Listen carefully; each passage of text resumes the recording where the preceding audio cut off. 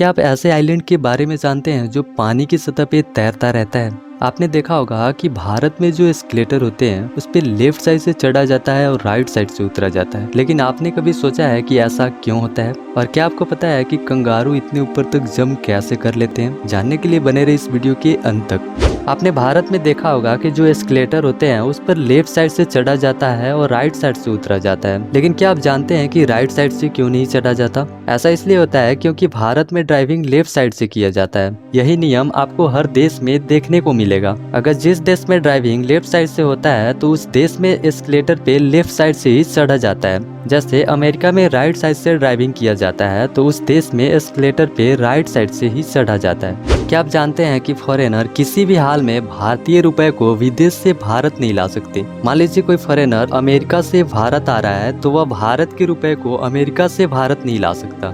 ऐसा इसलिए होता है क्योंकि कोई भी फॉरेनर इंडिया में आ रहा होता है तो इंडिया में लैंड होने के बाद अपनी जो मुद्रा होती है उसे भारत रुपए में कन्वर्ट कराना पड़ता है। लेकिन कोई भारतीय नागरिक विदेश से भारत आ रहा है तो वो अपने साथ 25,000 रुपए लेकर आ सकते हैं। और फॉरेनर भारत से अपने देश वापस लौट रहा होता है तो भी वह भारत के रुपए को अपने देश वापस नहीं ले जा सकता। उसे सारे पैसे को अपने देश के रुपए में एयरपोर्ट पे ही कन्वर्ट कराना पड़ता है।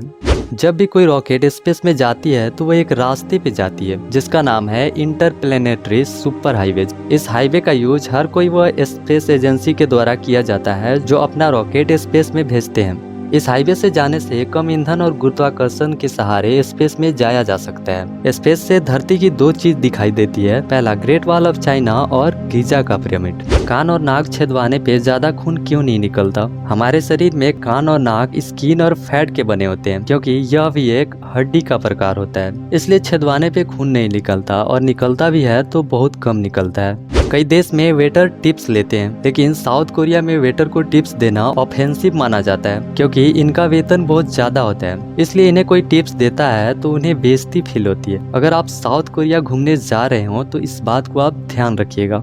जीको एक ऐसा रिप्टाइल है जिसका कोई भी आईलिड नहीं होता। यह अपनी आँख को जीभ की मदद से साफ करता है और यह अपनी आँख खोल कर सोता है क्योंकि इसका आईलिड नहीं होता। इसे कोई भी देखकर यह बता नहीं सकता कि यह जाग रहा है कि सो रहा है। बेतावेल अंटार्कटिक के अलावा दुनिया का इकलौता ऐसा एरिया है जो किसी भी गवर्नमेंट के अंदर नहीं आता। बेतावेल इजिप्ट और सूडान बॉर्डर के बीच में स्थित है। क्या आपको पता है कि दुनिया का सबसे बदसूरत जानवर किसे कहा जाता है? दुनिया का सबसे बदसूरत जानवर बॉग फिश को कहा जाता है। यह देखने में मूवी का एलियन जैसे लगता है। क्या आपको पता है कि कंगारू इतना ऊपर तक जंप कैसे कर लेती है? आपको बता दूं, कंगारू इतना ऊपर तक जंप अपने टेल के कारण कर लेती है। अगर कंगारू के पूंछ को काट दिया जाए तो यह इतना ऊपर तक जंप नहीं कर पाएगी क्योंकि कंगारू का पूंछ जंप करने के लिए इतना ताकत देता है जितना कि उसका चारों पैर नहीं देता, और इसका पूंछ बैलेंस करने में सहायता करता है।